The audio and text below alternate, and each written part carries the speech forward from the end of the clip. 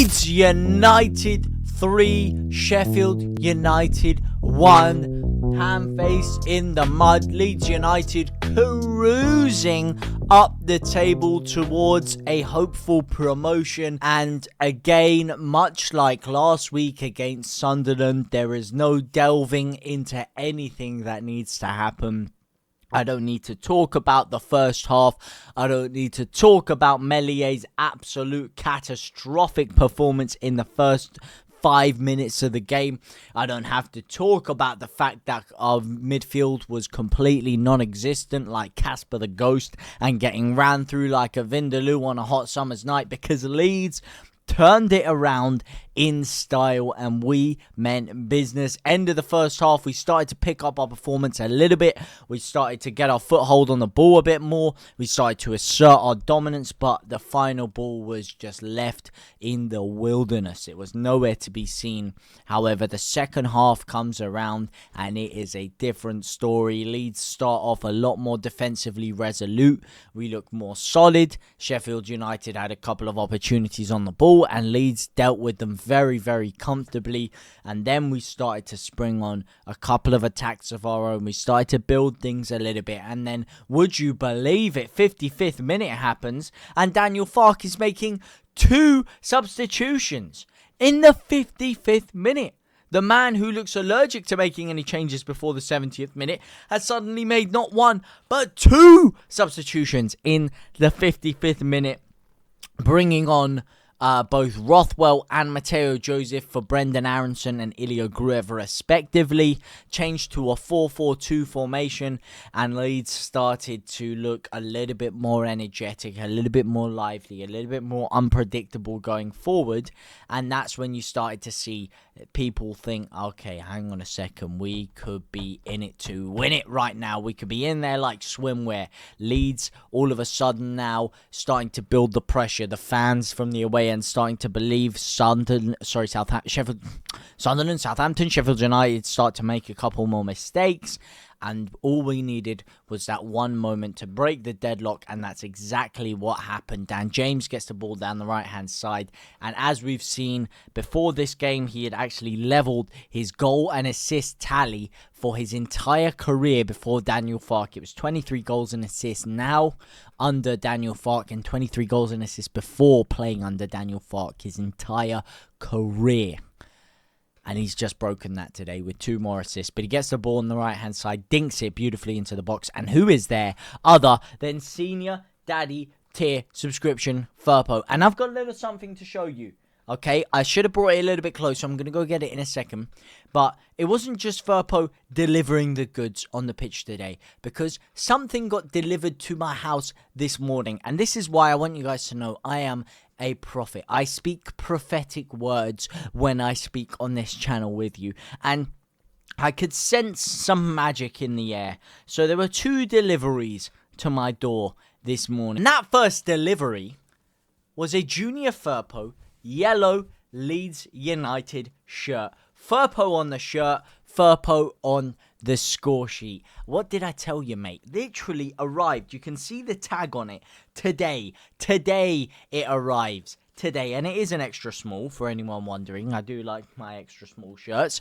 It is an extra small, and on the day it's delivered, Firpo delivers on the box, in the box, 18-yard box, nods it bottom corner, but he doesn't just deliver a goal, does he? He delivers an assist as well. Now, who did he assist, might I add? Well, I got another delivery in the post today, none other than Ao Tanaka.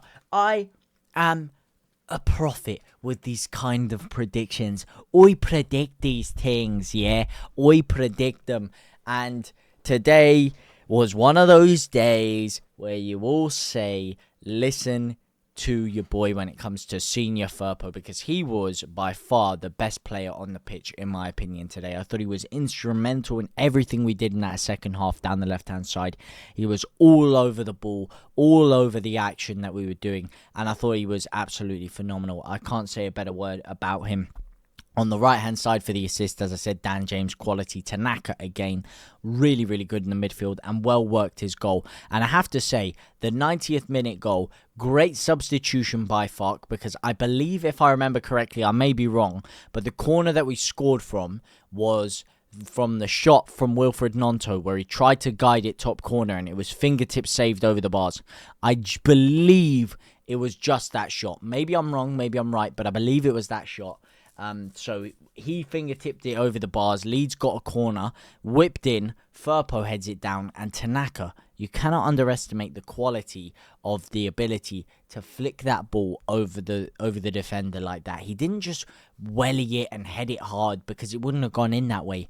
He dips down, bends his knees, gets under the ball, and very, very faintly flicks it over the defender. A little dink, and it's dinking top corner. Defender tries to head it away. He can only head it onto the crossbar and in.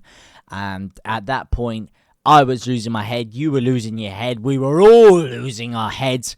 And I was losing my head so much celebrating that I missed most of the action for the third goal, because I'm looking at the chat, I'm reading, I'm celebrating, I'm going crazy. And then I turn back to my screen and I just see Piroe's left foot go through the ball, and the ball absolutely flying top corner, and that's when I lost my head for good. Leeds United 3-1, and if you'd have said a week ago that 6 points would be coming out of these next two games, I would have bitten your hand off, you would have bitten your hand off, some random guy on the street would have bitten your own hand off, and that's exactly what happened today. Leeds United got the job done. 3 points against Sunderland, 3 points against Sheffield United, 6 points out of 6 in two must-win games, in my opinion. Not must-draw games, not let's not lose games. I said it from day one, 2 must-win games, and we won them. So for me, I can't complain. All I can do is sit here very, very excited, very, very happy, and enjoying everything that we just witnessed there. And that for me felt even sweeter and even more exhilarating than the Sunderland one. And that was pretty damn exhilarating in and of itself. But this one just felt special. It really did. And it was so beautiful to see Sheffield United fans leaving the stadium early, to see Hamface in the mud looking fuming. It was beautiful. It was beautiful. Everything down to the little bit last detail. And I said before, I'll say it again, I'll say it till the cows come home, that it doesn't really matter how we play in these two games, Sunderland and Sheffield United. It doesn't matter how we get the result. It just matters that we get the win in these two games. And that's exactly what we got. We got the 3 points. We're now on 75 points. Huge. Absolutely huge for Leeds United now. Just 25 points away from that 100-point mark, in which you'd think Leeds are pretty much destined to get automatic promotion now. So it is just 8 more wins and 1 draw away from the 100-point mark, which would pretty much, you'd hope, guarantee you a top 2 place finish. Obviously, nothing's guaranteed in football, but 100 points should at least see you through the door. So we are very close to going through these games now. We are very close to getting that promotion, but it's not over yet. There's still 12 games to go. There's still a long way to go in this season, and a lot of mileage left in the tank for Leeds to cover. So let me know what you guys thought about that game down below. Who was your man of the match? Mine has to go for Senior Firpo. I thought he was crazy good as always, but I'm just so thrilled with that one. Let me know what you guys think down in the comment section down below. For now, guys, I will see you very soon. And everyone, my brothers and sisters.